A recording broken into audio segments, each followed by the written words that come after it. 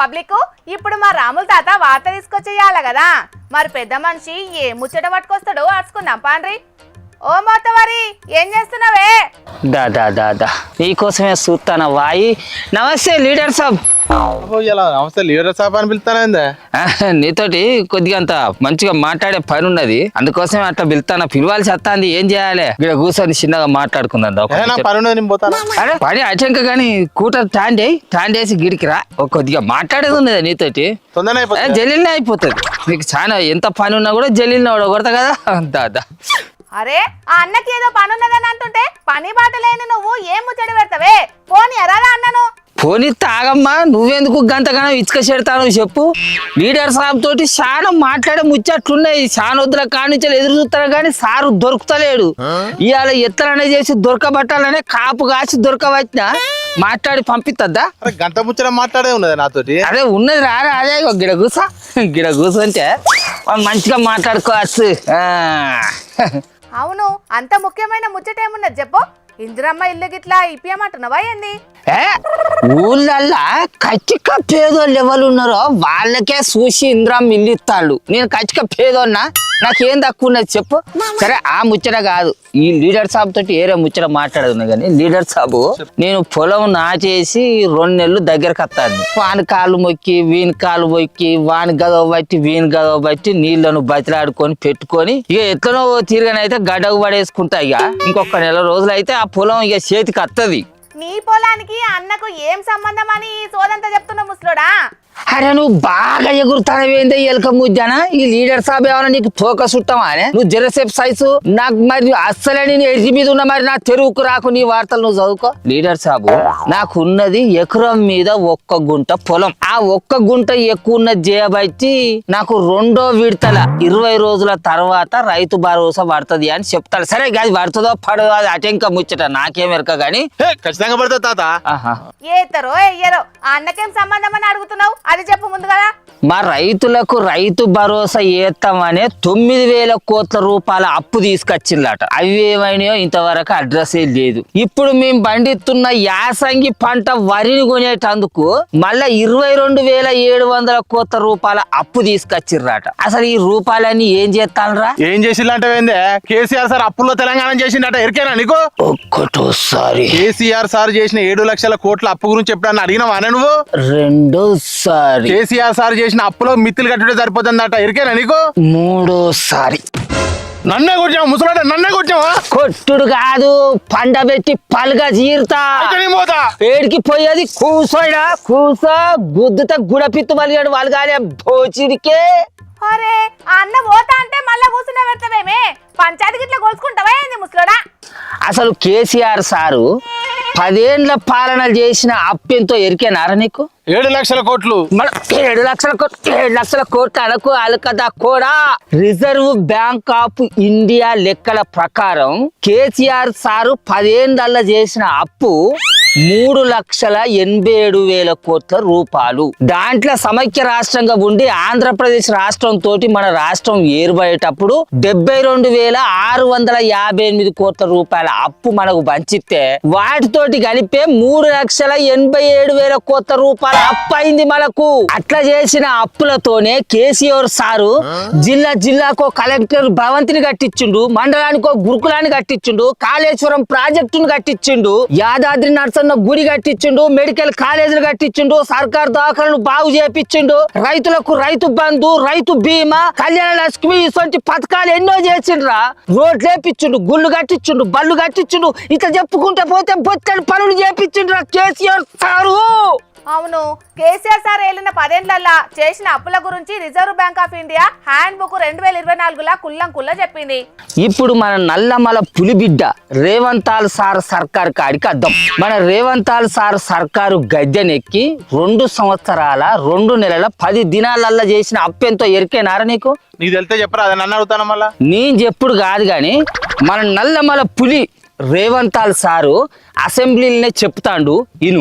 3,47,294 కోట్లు మేము అప్పు చేసినాం అధ్యక్ష.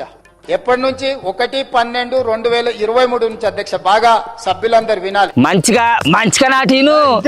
28/2/2026 వరకు దాదాపుగా ఈ 27 నెలలలో మేము తెచ్చిన అప్పు 3,47,294 కోట్ల అధ్యక్ష. మేము తెచ్చిన అప్పు విన్నావా?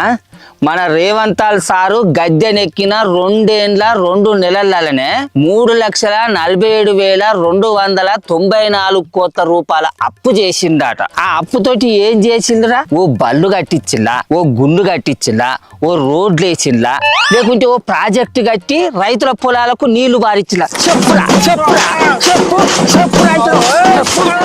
అయ్యో అయ్యో, ఆ అన్నని గంటగానం కొట్టకు ముసలోడా. డబ్బు నేనన్న ఆయపట్ల తాకుతే పానం పోతదే.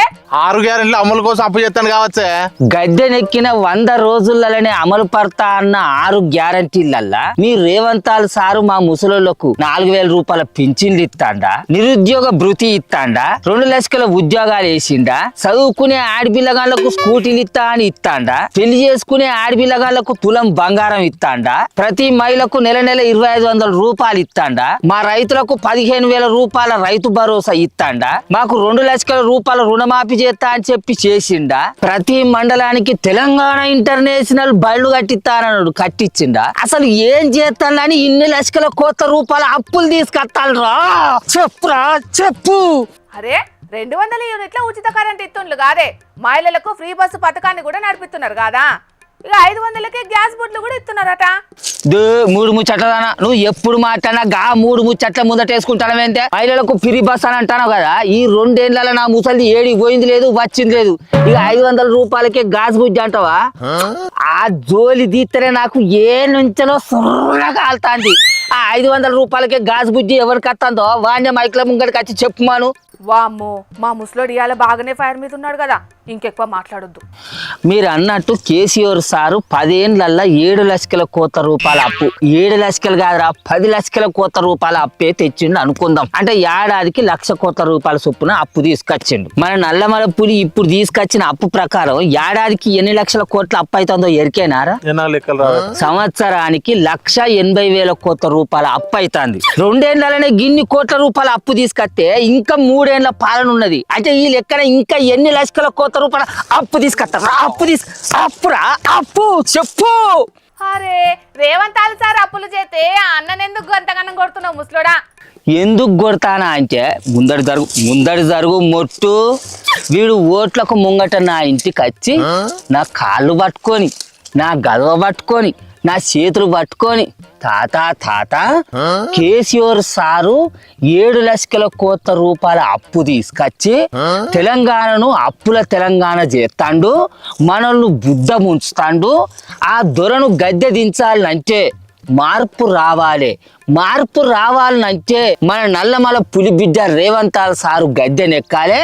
కాబట్టి నువ్వు చెయ్యి గుర్తు మీదనే ఓటు గుద్దాలి అని చెప్పిండు. నేను నిజమే అనుకొని నమ్మి చెయ్యి గుర్తు మీద గుద్దుడే కాక మన వాడకట్టలకు చెప్పి తిని, మన ఊరోళ్ళకు చెప్పి తిని, చుట్టుముట్టున్న జనాలందరికీ చెప్పించి వాళ్ళని తీసుకుపోయి చెయ్యి గుర్తు మీద ఓట్లు గుద్దిన.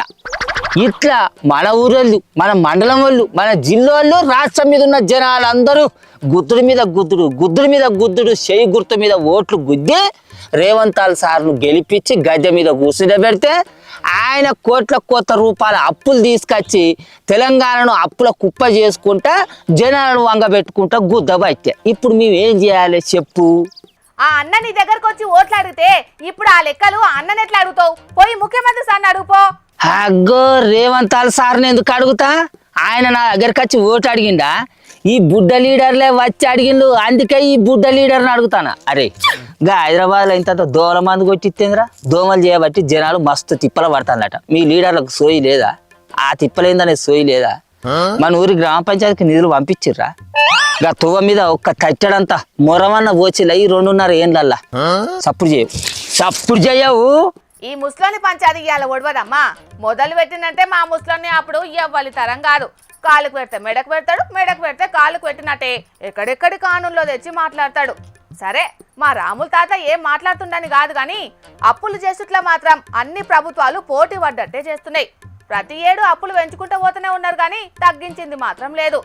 ఇక రాబోయే రోజులలోనన్నా ఈ అప్పుల భారం పెరగకుండా చూసుకుంటారో ఏం కథనో చూడాలి మరి.